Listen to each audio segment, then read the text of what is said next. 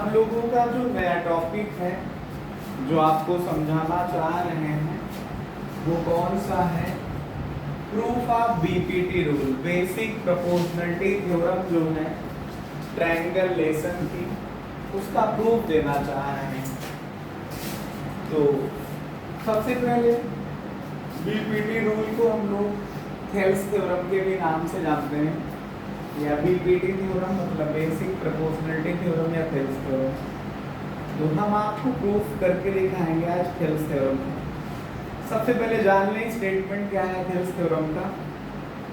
If we draw a line, if we draw a line parallel to one side of a triangle intersecting other two sides of triangle. If we draw a line parallel to one side of a triangle intersecting other two sides of triangle, then it divide other two sides in same ratio. Then it divide का मतलब है intersecting line जो है, जो दो साइडों को intersect करने वाली लाइन है वो सेम रेशियो में डिवाइड करती है, ऐसा हम प्रूफ करने जा रहे हैं थेल्स थ्योरम में। ठीक है, या यूं कहें कि ये थेल्स थ्योरम का स्टेटमेंट है। थेल्स थ्योरम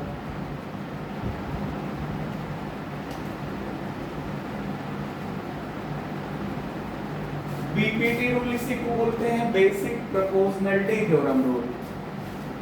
आप इसको समझने का प्रयास करिएगा। आपके पास अगर ट्रायंगुलेशन में ये टॉपिक आ गया तो भुज में अगर आप थेल्स थ्योरम प्रूफ करना समझ गए तो सोचिए कि जो आपका सबसे टफ टॉपिक जिसको आप लोग कंसीडर करते हो, आप पूरी मैथमेटिक्स पढ़ते हैं क्लास 10th की, जैसे आप लोग पढ़ते हैं सबसे पहले नंबर सिस्टम के बारे में, रियल नंबर में पढ़ते हैं आप लोग, उसके बाद पॉलिनोमियल पढ़ते हैं, उसके बाद linear equation in two variable पढ़ते हैं, उसके बाद आप लोग उसी पॉलिनोमियल से रिलेटेड क्वाड्रेटिक पढ़ लेते हैं, उसके बाद फिर आप लोग अरिथमेटिक प्रोग्रेशन पढ़ लेते हैं, फिर कोऑर्डिनेट ज्योमेट्री मैंने आप लोगों को पढ़ाया।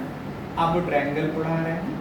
ट्रायंगल खत्म होने के बाद ट्रायंगल से ही रिलेटेड आपका ट्रिगोनोमेट्रिक रेशियो, फिर टॉपिक चेंज होगा, फिर हम लोग पहुंचेंगे सर्किल की तरफ, फिर सर्किल में ही पढ़ेंगे एरिया रिलेटेड टू सर्किल, फिर उसी के आगे हम लोग सरफेस एरिया एंड वॉल्यूम, आप 3D फिगर्स मतलब स्फीयर और आपके पास solid sphere, solid cone and solid cylinder, hollow sphere और आपके पास hollow cylinder like as pipe. फिर हम लोग पढ़ते आगे चल के स्टैटिस्टिक्स और प्रोबेबिलिटी। इतने जो लगभग टॉपिक हैं क्लास 10th के या लेसन जो भी आप समझिए, उन सभी लेसनों में ट्रायंगल को बच्चे या पढ़ने वाले या पढ़ाने वाले अगर आप मान करके चले कि सबसे टफ टॉपिक कौन सा है तो लोग कहते हैं ट्रायंगल है, लेकिन हम आपको बता दें ट्रायंगल बड़ा इंटरेस्टिंग टॉपिक है, पढ़ो तो मजा आएगा आपको पढ़ने में। लेकिन हाँ, ट्रायंगुलेशन में समस्या ये है कि कोई सीधा फंडा फार्मूला नहीं है कि आपने जैसे अभी तक एटी के एन टर्म का समेशन रटा, Sn बराबर n/2 into 2a plus n minus 1 into d, या Sn is equal to n/2 bracket में a plus l, उसी से फार्मूले से क्वेश्चन होते चले। इस तरह का कोई यहाँ पे फार्मूला आपको नहीं मिलने वाला। यहाँ पे जो भी होगी थ्योरम होगी, जाकर के थ्योरम की मदद से हम लोग क्वेश्चन सॉल्व करेंगे। ठीक है, इस वजह से थ्योरम इंपॉर्टेंट है। और अगर ये आपको थ्योरम याद रहती है तो मान लो ट्रायंगुलेशन सबसे आसान है। जैसे मेरे हिसाब से कोई पूछे कि ट्रायंगुलेशन कैसा है तो मैं कहता हूँ सबसे आसान टॉपिक है ट्रायंगुलेशन। कुछ नहीं, थोड़ा से ब्रेन यूज करिए जो आपके पास है, मतलब थोड़ा से दिमाग लगाइए जो आपके पास है और ट्रायंगुलेशन का जो है आनंद लीजिए। तो पहला टॉपिक हमारा स्टार्ट होता है कौन सा? ट्रायंगुलेशन का थेल्स थ्योरम। क्या है Thales theorem? If we draw a line parallel to the one side of a triangle, if we draw a line आप लोग लिख सकते हैं जो लिखे होंगे ठीक है, कोई बात नहीं, जो नहीं लिखे हैं वो लिख लेंगे। If we draw a line parallel to one side of a triangle intersecting other two sides of triangle, then it divide other two sides in same ratio. मतलब ये हुआ, इसका कथन क्या है, हम कथन लिख नहीं रहे हैं। अगर आप लोग चाहेंगे तो हम हिंदी इंग्लिश दोनों में बोल देंगे, और आप बोलेंगे तो आप लोग उसको लिख सकते हैं। हमने कंसीडर ये कर लिया कि ये हमारे पास ABC नाम का कोई ट्रायंगल है, कोई भी ट्रायंगल, कोई भी त्रिभुज हो सकता है ABC नाम का, ये कोई त्रिभुज है। आप लोग जितना बड़ा फिगर बनाओगे, हो सके तो आप आधे पेज में बनाइए, अगर और सुंदर बनाना चाहते हैं एक पेज में बना डालो, 2-3 कलर के पेन का यूज करिए, बहुत अच्छा फिगर होगा।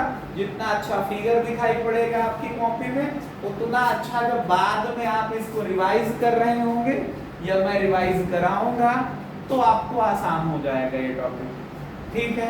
इस वजह से शक्कर में मत रहिए, एकदम छोटू से फिगर बना लिया जाए और बड़ू सा लिख लिया जाए तो कुछ नहीं आने वाला है। फिर देखिए कहा ये गया है कि in a triangle, hello, in a triangle मतलब एक त्रिभुज में, if we draw a line parallel to one side of triangle, इस त्रिभुज में अगर कोई एक रेखा खींची जाए, एक लाइन ड्रा की जाए जो एक साइड के पैरेलल हो, एक साइड के समांतर हो। मतलब अगर हिंदी में इसी स्टेटमेंट को या कथन को हम लिखाते, थेल्स थ्योरम के कथन को समझाते, तो आप लोगों ने इंग्लिश में लिखा है if we draw a line parallel to one side of a triangle intersecting other two sides of triangle, then it divide other two sides of triangle in same ratio. Hindi में बोलते तो कहते यदि एक भुजा के समांतर एक रेखा खींची जाए जो अन्य दो भुजाओं को काटती है, तो समान अनुपात में काटती है। सेम रेशियो का मतलब समान अनुपात में काटती, यही आपका कथन हो जाता। तो देखो मैंने प्रयास किया कि BC के पैरेलल एक लाइन खींच दूं, BC के पैरेलल एक लाइन खींच दूं। मेरा प्रयास है कि BC के पैरेलल एक लाइन मैंने XY ड्रा कर दिया, जो BC को, जब मैंने BC के पैरेलल एक लाइन XY ड्रा किया तो पहले लाइन का जो आप स्टेटमेंट पढ़ रहे हो थेल्स थ्योरम का, if we draw a line parallel to one side of triangle, त्रिभुज की एक भुजा के समांतर एक हमने क्या खींचा, रेखा खींचा। हो सकता है कि आपकी बुक में लाइन सेगमेंट भी लिख दिया जाए तो उसमें कोई दिक्कत नहीं है, लेकिन लाइन सेगमेंट जो है अदर टू साइड को इंटरसेक्ट करना चाहिए, ठीक है। तो हमने किया क्या कि इसमें AB एक लाइन हुई, आपके पास एक साइड AB हुई और दूसरी साइड AC हो गई। एक लाइन XY है जो ट्रायंगल की एक साइड के पैरेलल है, BC के पैरेलल है, तो अदर टू बची कौन कौन सी, AB बची जा करके और AC बची जा करके। तो इसने AB को पॉइंट D पे काटा और AC को पॉइंट E पे काट दिया, ठीक है। बोलो, ये बात हमारी समझ गए होंगे सब लोग। तो सबसे पहले लिखेंगे स्टेटमेंट का, हम इसमें गिवन लिख देंगे, let triangle ABC in which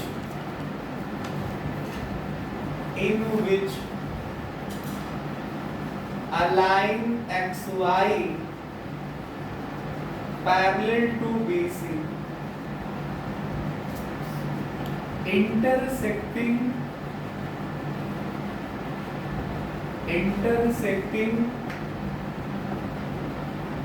AB and AC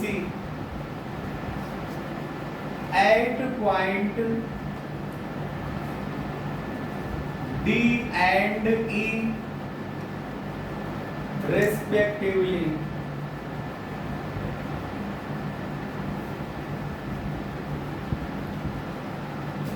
D and E respectively मतलब ये हुआ कि एक त्रिभुज ABC है, माना हमारे पास एक त्रिभुज ABC है जिसमें एक रेखा XY है जो BC के समांतर है और ये AB को और AC को क्रमशः D और E पर काटते हैं।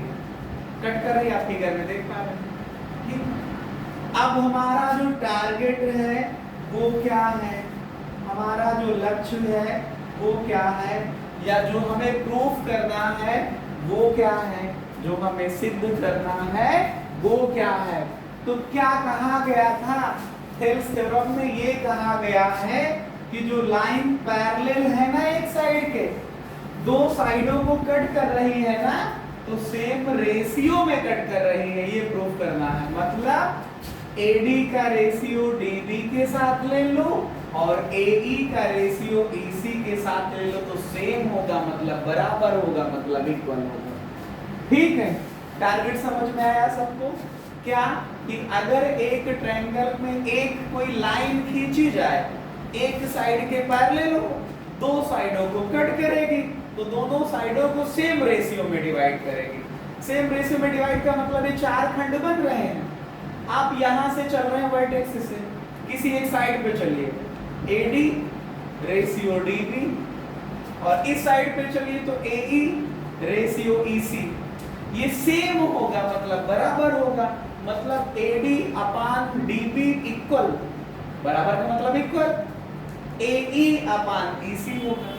तो here we want to prove that, here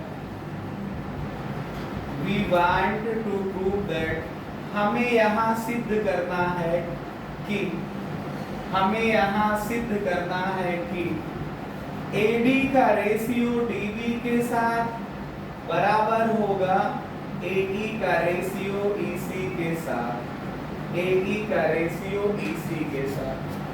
इसमें किसी को कोई शक, समस्या, सवाल हो तो बताओ।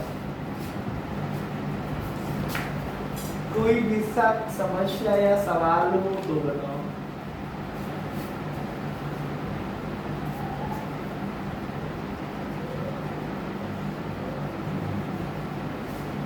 अब इसके लिए हमने किया क्या, इसके लिए हमने किया क्या, हमने कंस्ट्रक्शन कर दिया, रचना कर डाली, कंस्ट्रक्शन, कंस्ट्रक्शन मतलब रचना। अब किसी का नाम रचना हो तो उसको कंस्ट्रक्शन मत बोलना। हमने रचना की, क्या किया, हमको AD का रेशियो DB के साथ चाहिए ना, हेलो समझिए, हमें AD का रेशियो DB के साथ चाहिए ना। इसका मतलब AD को बेस मान लो और एक हम ट्रायंगल लेना चाह रहे हैं, तो AD को बेस मान करके देखो तो ट्रायंगल तो यही है ना, और फिर ट्रायंगल का एरिया ही हमको आ सकता है। जो इस लेसन में अभी तक जो भी 10th क्लास में मैंने पढ़ा, अभी ट्रायंगल लेसन में हमने कुछ नहीं पढ़ा, एक कॉमन सा फार्मूला हम लोगों को एरिया ऑफ द ट्रायंगल मालूम है। तो एरिया ऑफ द ट्रायंगल का फार्मूला अगर आपको याद दिलाऊं मैं, ये बहुत लंबा टॉपिक खींचेगा, बहुत लंबा समझाऊंगा मैं, कम से कम 35, 40, 50 मिनट का वीडियो बनेगा। चिंता मत करिएगा, पूरी बातें हम समझाने का प्रयास करेंगे, हवा में नहीं उड़ाएंगे टॉपिक को। अन्यथा मुझे प्रूफ करना होगा तो मैं 5 या 6 मिनट या उसके पहले प्रूफ कर सकता हूँ कॉपी में, लेकिन समझाना है तो एक एक बात तुम तक पहुंचे मेरी, मैं ये चाह रहा हूँ। तो हम कह रहे हैं कि हम ये ट्रायंगल का एरिया की बात करेंगे। अब ट्रायंगल का एरिया निकालना आपको पता है, आप लोगों ने पढ़ रखा है क्लास 9th से, पढ़ा है कि अगर ट्रायंगल स्केलन होगा और तीनों साइडें दी होंगी तो हीरोन फार्मूला का यूज करके एरिया ऑफ ट्रायंगल निकाल सकते हैं। त्रिभुज का सूत्र, त्रिभुज का क्षेत्रफल हीरोन का सूत्र लगा करके निकाल सकते हैं। क्या होता है, area of triangle is equal to √S minus A S minus B S minus C, जहां पे ABC क्या होती हैं, ट्रायंगल की साइड होती हैं, और S का मतलब सेमी पेरीमीटर या आधा परिमाप होता है, A + B + C अपॉन 2। अगर ट्रायंगल राइट एंगल ट्रायंगल है तो आप 1/2 बेस इनटू हाइट का यूज करेंगे, एरिया ऑफ ट्रायंगल निकल आएगा। और अगर ट्रायंगल आपके पास इक्विलेटरल है तो √3/4 इंटू साइड स्क्वायर लगा देंगे। लेकिन क्या यहाँ पे दिया हुआ ट्रायंगल इन किसी बात को फॉलो कर पा रहा है? क्या इसमें तीनों साइडें आपको पता है? क्या ये ट्रायंगल राइट एंगल ट्रायंगल दिख रहा है? क्या ये ट्रायंगल इक्विलैटरल कहीं लिखा है? क्या कहीं लिखा है कि समबाहु त्रिभुज है? तो कहीं ऐसा कुछ नहीं लिखा है। तो फिर वही एक कॉमन सा सेंस की सर हमको एडी चाहिए। अब एडी पे हम फिर एक परपेंडिकुलर ड्रा कर लेते हैं, इसी वजह से मैंने शब्द लिखा रचना। अब देखिए एडी पे परपेंडिकुलर, तो एडी के सामने कौन सा वर्टेक्स है? ई। ई से एक हमने परपेंडिकुलर ड्रा कर लिया। ई से आप लोग ई से खींचिएगा इसको, और ये 90 डिग्री का एंगल बनाता हुआ, इसको आप चाहो तो एफ लिख दीजिए। अभी जरूरत पड़ेगी एई की, तो एई के लिए भी आप ड्रा कर लीजिए डी से, इस पे परपेंडिकुलर। और ये परपेंडिकुलर जो आप लोग खींचोगे ना, आपको ये दिखाई नहीं पड़ना चाहिए कि लगभग 90 अंश है। माना कि रफ फिगर हम बना रहे हैं, लेकिन वो लगभग में 90 अंश के आसपास आप दिखाओ उसे, ठीक है? बोलो, आपको लगे कि हाँ सर आपने 90 डिग्री का एंगल हमने खींचा है, या आपने हमें बताया तो मैंने खींचा। मैं क्यों कह रहा था कि कलरफुल पेन यूज करो। जैसे ये दोनों परपेंडिकुलर है तो एक सेम कलर से आप ड्रा कर लेंगे, ठीक है? तो यहां पे हम रचना में क्या लिखेंगे? वी ड्रा, हमने खींचा क्या? वी ड्रा DH परपेंडिकुलर है, DH परपेंडिकुलर है AE पर, और EF परपेंडिकुलर है किस पे? परपेंडिकुलर है किस पे? EF परपेंडिकुलर है AD पे। ये उल्टा T है, इसका मतलब ये परपेंडिकुलर लिखा हुआ है, ठीक है? और एक काम आप लोग चाहो तो कर सकते हो, आप लोग चाहो तो एक ये लाइन आप ऐसे इसको यहां से मिला दो, डायगोनल ड्रा कर दो, एक ये डायगोनल ड्रा कर दो।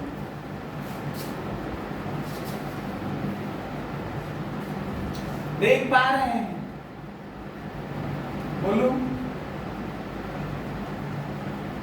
डायगोनल एक आपका DC खींच दो और एक PE खींच दो, इनको दो अलग अलग कलर से ड्रा करना।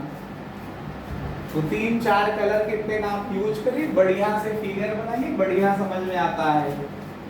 और रटोगे तो कभी हो नहीं सकता है, क्योंकि रट करके कोई मैथमेटिक्स नहीं आ सकते। चलिए समझते हैं आगे। देखो अब इसका सॉल्यूशन करने जा रहा हूं मैं। सॉल्यूशन यह है, कहोगे सर अभी तक आप क्या कर रहे थे? देखो जब भी आप ज्योमेट्री के क्वेश्चन को करोगे, आपको लिखने का मैं तरीका बता दूं। सबसे पहले लिखना गिवन दैट, अगर आपको पूरे नंबर चाहिए। फिर लिखना क्या? टारगेट, अगर कंस्ट्रक्शन करना है तो कंस्ट्रक्शन, उसके बाद में सॉल्यूशन। ठीक, अब हल करते हैं। हल कैसे करते हैं आप बताइए? आपको चाहिए क्या? आपको चाहिए था AD। अब AD को बेस मान करके कोई ट्रायंगल आप देख पा रहे हैं? तो हमको तो दिख रहा ADE। देखिए देखिए, तो यहां पे लिखिए नाउ। अब एक शब्द लिखिएगा एरिया ऑफ ट्रायंगल, एक शब्द लिखिएगा area of triangle. Area of triangle कौन सा? ADE। नीचे हेलो समझिए, आप लोग फोकस करिएगा। आपको चाहिए था DB ना, आपको चाहिए DB ना, तो DB को बेस लेकर के ट्रायंगल आप लोग देख पा रहे हैं। ये DB और E तक आप लोग, ये जो मैं कलर कर रहा हूं, थोड़ा से ध्यान दीजिएगा। ये शेडेड रीजन जो मैं ले रहा हूं, इस ट्रायंगल की बात कर रहे हैं। कुछ लोगों के दिमाग में आ सकता है कि मेरे साथ धोखा हो रहा है, आप DBC क्यों नहीं ले रहे हैं? कुछ लोगों के दिमाग में ऐसा क्वेश्चन जनरेट हो सकता है। अभी बस एक लाइन मुझे लिखने दीजिए, उसका भी रीजन समझा दूंगा। कि मैंने क्यों नहीं लिया था वो। आप बताइए, एरिया को शॉर्टकट में AR लिख देते हैं ना हम लोग। ट्रायंगल क्या है? डी बी और ई। एरिया ऑफ द ट्रायंगल का फार्मूला होता है, हम लोग जो पढ़ते हैं, 1/2 बेस इनटू करेस्पॉन्डिंग हाइट। क्या पढ़ते हैं? Area of triangle 1/2 base into corresponding height. ऐसे मैं आपको कुछ बाहर बातें समझाने जा रहा हूं, ध्यान से देखिएगा। क्लास 9 में आप लोगों ने पढ़ा होगा, समझिएगा इसे। जो हमें देख पा रहे हैं, माध्यम आपका चाहे जो हो, अगर हमको पढ़ रहे हैं, समझ रहे हैं, हमसे पढ़ रहे हैं, मतलब हमको नहीं, तो आप ये समझिए। ये देखिए ट्रायंगल इक्विलैटरल टाइप का तो है नहीं ना, आपका राइट एंगल टाइप का दिख रहा है। हमको किसी ने कहा कि सर ये बेस है, तो इस बेस के सामने ये वर्टेक्स हुआ सी से अपोजिट साइड पे आप परपेंडिकुलर ड्रा करें। इसका नाम चाहे जो, इससे नाम से कोई मतलब नहीं होता। ट्रायंगल में बहुत सारे नाम ट्रायंगल के आएंगे, तो जो नाम होगा वैसा देख लिया करेंगे।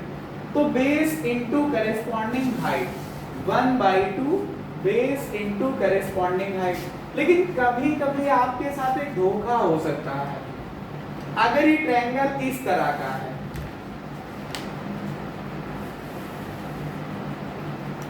ABC मान लो, ये जानते हो किस तरह का ट्रायंगल है? ऑब्ट्यूज एंगल्ड ट्रायंगल है, अधिक कोण त्रिभुज है। तो जब ये एंगल 90 से, किसने कहा सर हमको तो बेस AC लेना है, तो अब यार इसको यहाँ पे परपेंडिकुलर कभी खींच ही नहीं पाओगे, कोण हमेशा 90 से ज्यादा बनेगा। समझ पा रहे हो? तो परपेंडिकुलर के लिए वर्टेक्स से अपोजिट साइड पे परपेंडिकुलर होना चाहिए। तो ऐसे आप खींचोगे, ये बाहर मिलेगा जा करके, इसको अगर आप बढ़ाओगे, ये एंगल 90 का होगा। लेकिन बेस आपको AC ही लिखना है और हाइट का काम ये करेगा। ठीक है, ये ऐसा मैंने क्लास 9 में प्रूफ कराया होगा। और अगर आपको लगता है कि सर हम तो नहीं जानते हैं कि कैसे होता है, कैसे आपने बता दिया, तो मैं आपको इसको समझा सकता हूँ तुरंत, विदिन सम सेकंड। हमको इसमें कोई दिक्कत नहीं है, आप लोगों को मैं समझा रहा हूँ, एक लाइन में समझिएगा। अगर आप लिखिएगा एरिया ऑफ ट्रायंगल ABC की हम बात करें, तो ABC आप लोग देख पा रहे हैं ना, इतना ट्रायंगल जो मैंने सेट किया, इसमें मैं करने जा रहा हूँ, इसको मैं सॉल्व करने जा रहा हूँ, लिखने जा रहा हूँ एरिया ऑफ ट्रायंगल BDC। बड़ा वाला देखिए, उससे माइनस कर दीजिए एरिया ऑफ ट्रायंगल BDA, छोटे वाले को देखिए। पूरे बड़े वाले ट्रायंगल से ये छोटा वाला माइनस कर दो तो ये बचेगा। हाँ, आप बताइए ये राइट एंगल ट्रायंगल बना है कि नहीं BDC? तो 1/2 बेस को BD बेस को आप लिखेंगे DC और हाइट का काम करेगा BD। माइनस छोटे वाले के लिए देखिए 1/2 बेस का काम करेगा DA और हाइट का काम करेगा कौन? BC। तो DA इंटू BC आ जाएगा, BD आ जाएगा, DA इंटू BD आ जाएगा। इसमें कोई दिक्कत? ठीक से देखिए, ये बेस हुआ तो ये हाइट हो गई जा करके। अब आप इस पूरे में देखिएगा तो 1/2 BD पूरे में कॉमन है, तो यहाँ पे बचा DC और यहाँ पे बचा DA। अब बताइए DC ये हुआ, DA ये हुआ, माइनस करिए तो क्या आएगा? 1/2 BD इंटू AC ही तो आया कि नहीं आया? तो मैं बात वही तो समझा रहा। क्या समझा रहा था कि ये पॉइंट आपका C है, ये पॉइंट A है, ये यहाँ पे मैंने D खींच दिया था और ये ट्रायंगल ऐसे बना था ऑब्ट्यूज टाइप का। जैसे ये है वैसे ये ऑब्ट्यूज टाइप का बना था। तो हमने कहा था अगर बेस इसको मानोगे तो हाइट इसी के सामने आप परपेंडिकुलर ऐसे खींच दीजिए, इसको थोड़ा से आगे बढ़ा दीजिए, बेस इतना ले लीजिए, हाइट का काम यही कर जाएगा। इसीलिए मैंने ट्रायंगल BDE इस फिगर में देखिए तो BDE आपका ये एंगल 90 से ज्यादा दिख रहा था। ठीक है, बेस इसको लिया तो इसके लिए हाइट का काम क्या करता? DF EF, देखिए EF। और जब AD की बात करेंगे तब भी हाइट EF होगी जा करके। जब दोनों का रेशियो लेंगे तो वो वैल्यू कैंसिल हो जाएगी। समझे? इसलिए मैंने ये ट्रायंगल लिया था, यहाँ ये वाला नहीं लिया था, क्योंकि ये वाला लेते तो इसमें हाइट कहाँ है, इस वाले ट्रायंगल में, इस वाले ट्रायंगल में BDC में कहाँ हाइट है, सी से कहाँ खींचा गया परपेंडिकुलर है, क्या सी से परपेंडिकुलर नहीं था। बात समझ रहे हैं। अब आइए लिखते हैं एरिया ऑफ ट्रायंगल ADE पे चलिए, ये ADE पे चलिए, तो 1/2 बेस का काम अगर AD करेगा तो हाइट का काम EF कर जाएगा। 1/2 base into corresponding height, 1/2 base into corresponding height होता ना फार्मूला, तो उसके हिसाब से ये हो जाएगा।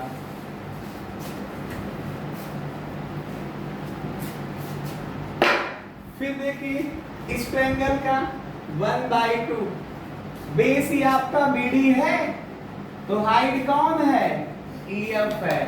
1/2 BD इंटू EF। इस तरह से आप देखेंगे तो ऊपर AD आ जाएगा, नीचे BD आ जाएगा, बाकी सब कैंसिल।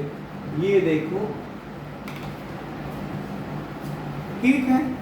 तो आपको यही तो चाहिए था टारगेट में, AD के अपान में DB, तो AD के अपान में DB आ गया। अब AE और EC पे फोकस करेंगे हम लोग। नाउ AE आप देखिए, आप लोग इसको समझिए। AE को आप बेस मानिए, यहां से देखिए हाइट ये खींची है DH, बोलो DH खींची है ना, तो ये आपके पास एक ट्रायंगल बनेगा। कौन सा, एरिया ऑफ ट्रायंगल कौन सा होगा, ADE। और नीचे कौन सा ट्रायंगल लेंगे हम, एरिया ऑफ ट्रायंगल। इसके लिए EC पे आइए, EC को देखिए, EC के हिसाब से आप ये ट्रायंगल देख पा रहे हैं, बोलो आप लोग ये EC के हिसाब से ये ट्रायंगल देख पा रहे हैं, जिसके लिए DH हाइट का काम करेगी। मैं थोड़ा सा इधर के पोर्शन को हटा करके मैं आपको एग्जैक्ट ट्रायंगल दिखाना चाह रहा हूं कि जिसको मैं ड्रा करने की बात कर रहा हूं। ये देखिए ECD देख पा रहे हैं, इसमें D से वर्टेक्स से खींचा तो गया है परपेंडिकुलर DH, ठीक है भाई। आपका EC ये हुआ, ECD ये ट्रायंगल देख पा रहे हैं, ECD ये वर्टेक्स हुआ, अपोजिट साइड पे परपेंडिकुलर DH खींचा तो है इसको आगे बढ़ाने पे। अभी मैं वहां पे समझा तो रहा था इसी बात को। तो कौन सा ट्रायंगल लेना है, area of triangle ECD, area of triangle ECD क्या आएगा, 1/2 लिखिए, ADE का लिखिए, ADE का अगर बेस को हमने AE कहा है तो करेस्पॉन्डिंग हाइट AE का सामने का वर्टेक्स ये हुआ D, और D से जो परपेंडिकुलर खींचा गया है उसका नाम DH है। और यहाँ पे नीचे वाला ट्रायंगल जो ECD है, ECD ये देख पा रहे हैं आप लोग, ये जो मैंने शेड कर रखा है, इसमें अगर बेस को EC कहोगे तो वर्टेक्स ये हुआ, परपेंडिकुलर भी DH इसमें है, तो ये कितना आएगा, EC इंटू DH। ये आपका DH कैंसिल, 1/2 कैंसिल, AE अपान EC आ जाएगा। Equation second. आप देखिए इक्वेशन फर्स्ट का लेफ्ट हैंड साइड, और फिर देखिए राइट हैंड साइड क्या लिखा है, area of triangle ADE upon area of triangle ADB।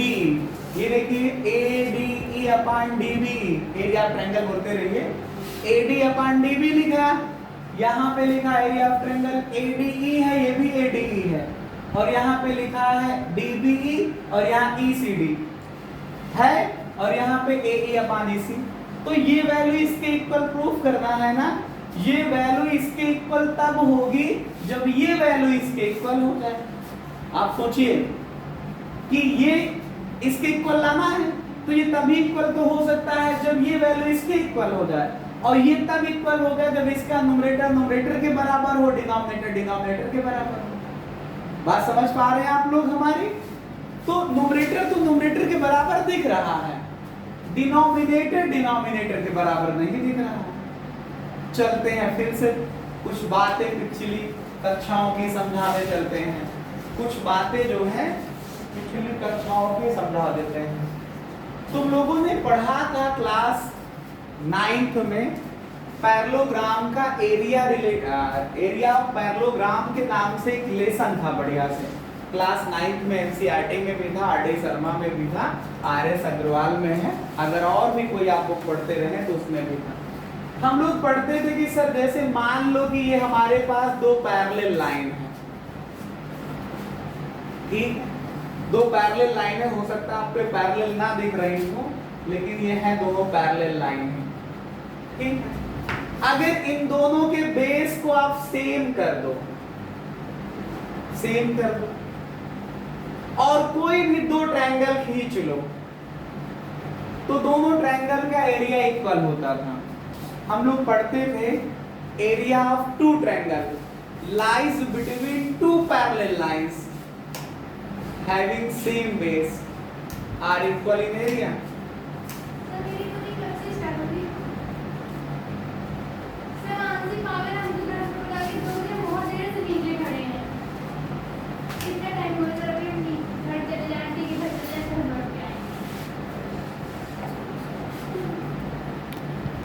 तो मैंने आपको क्या बताया कि two triangles having same base their vertex lies between same parallel lines are equal in area.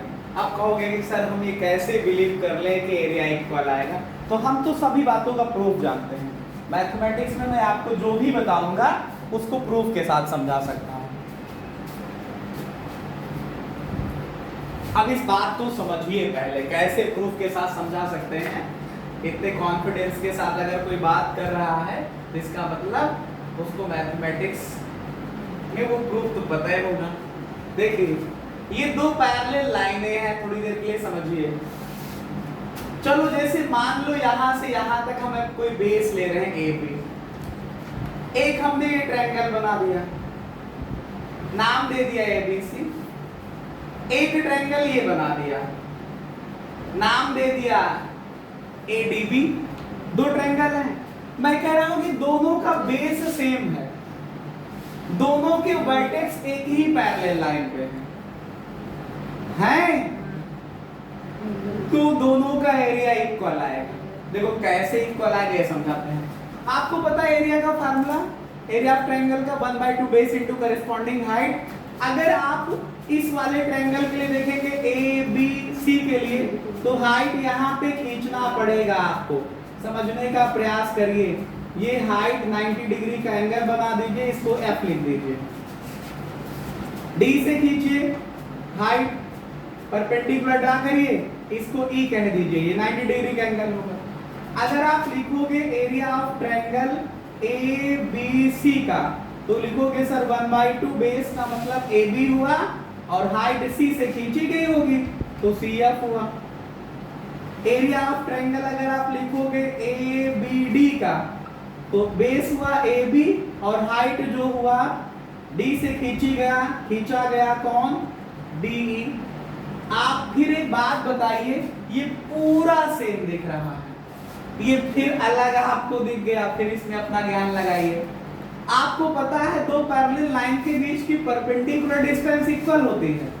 जैसे ये दो लाइनें पैरेलल खींची हैं तो इनके बीच में जो परपेंडिकुलर डिस्टेंस खींचोगे क्या होंगे, इक्वल होंगे जा करके।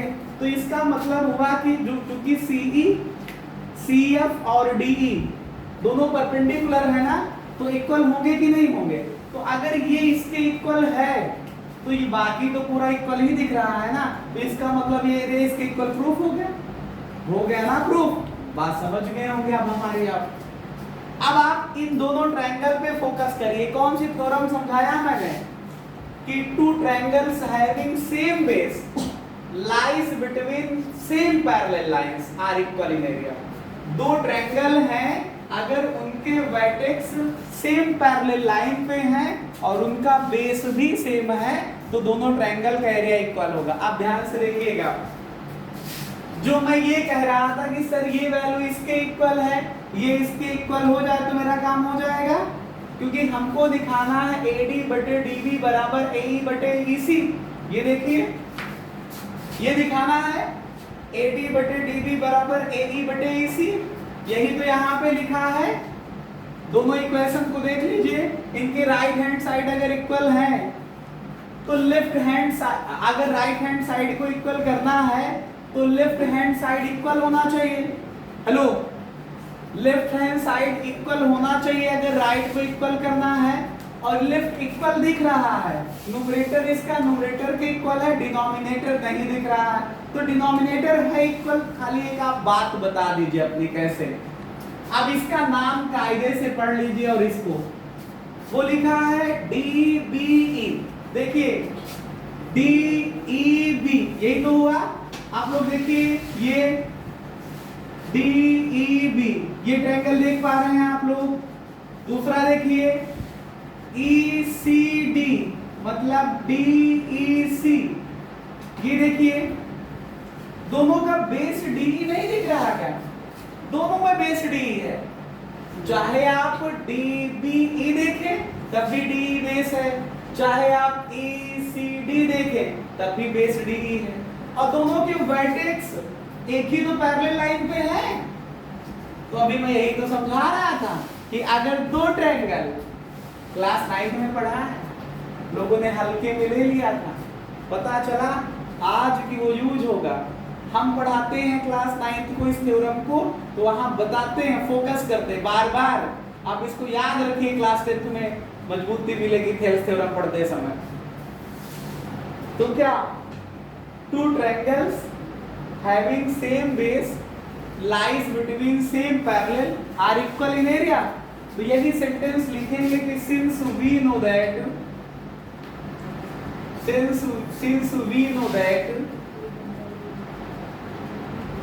we know that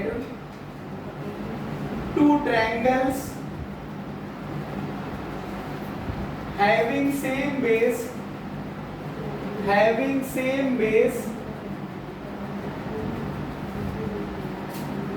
their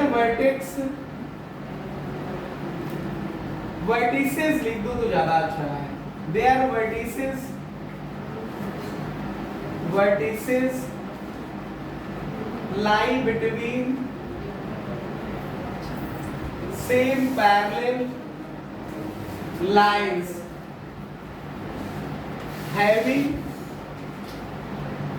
equal area, having equal area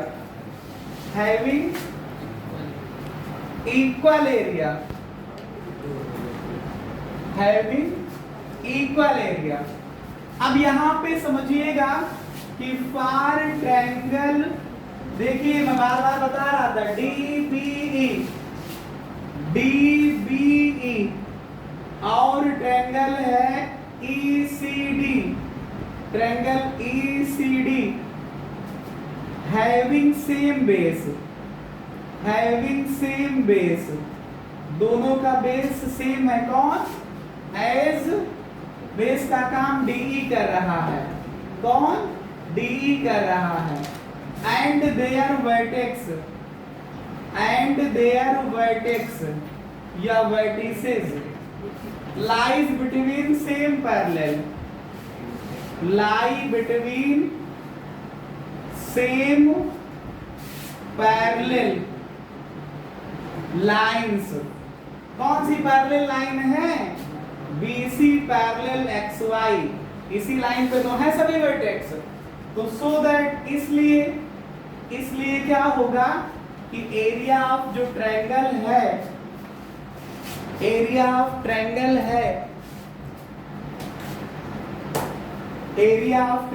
है क्या?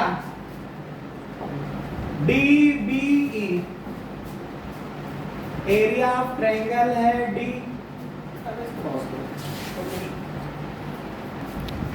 बस खाली लाइट नहीं करते बस। तो मैं बता क्या रहा था आप लोगों को, एक बार फिर से समझिए, फोकस करिए।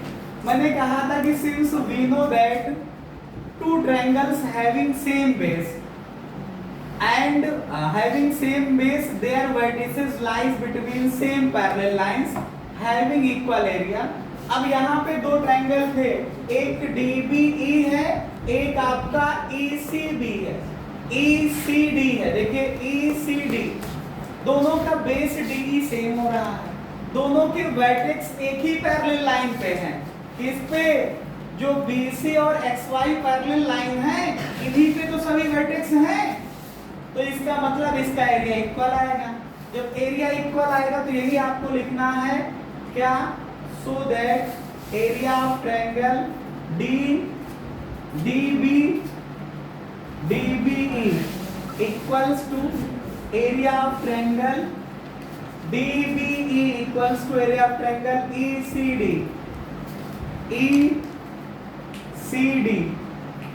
इक्वेशन नंबर आप इसको थर्ड मान लीजिए।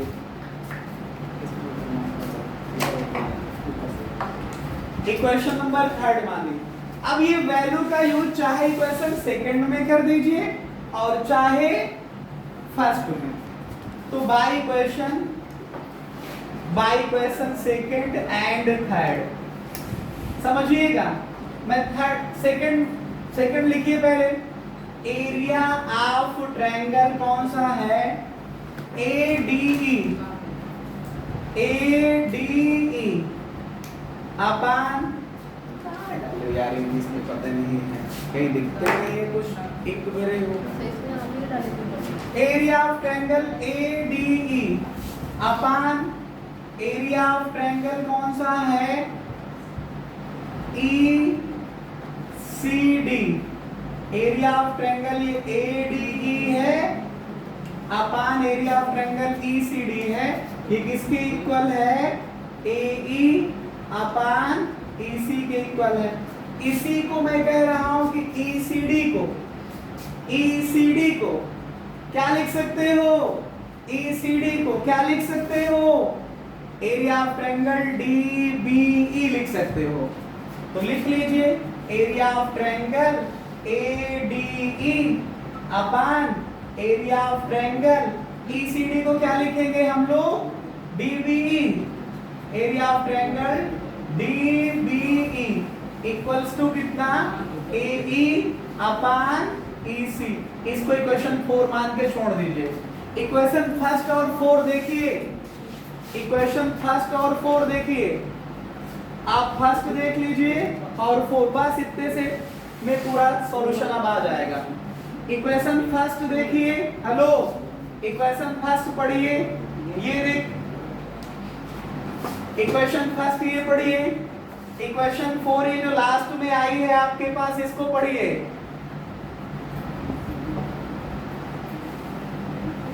पढ़िए 4 और फर्स्ट पढ़िए। देखिए दोनों का LHS बराबर है तो फिर RHS बराबर होगा। तो बाय इक्वेशन फर्स्ट एंड 4 क्या?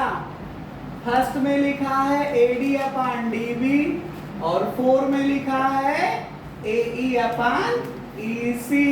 ये क्या होंगे? बराबर होंगे जा करके। यही प्रूफ करना था, हेंस प्रूव्ड लिख दीजिए आगे आप लोग। यही सिद्ध करना था। ठीक है।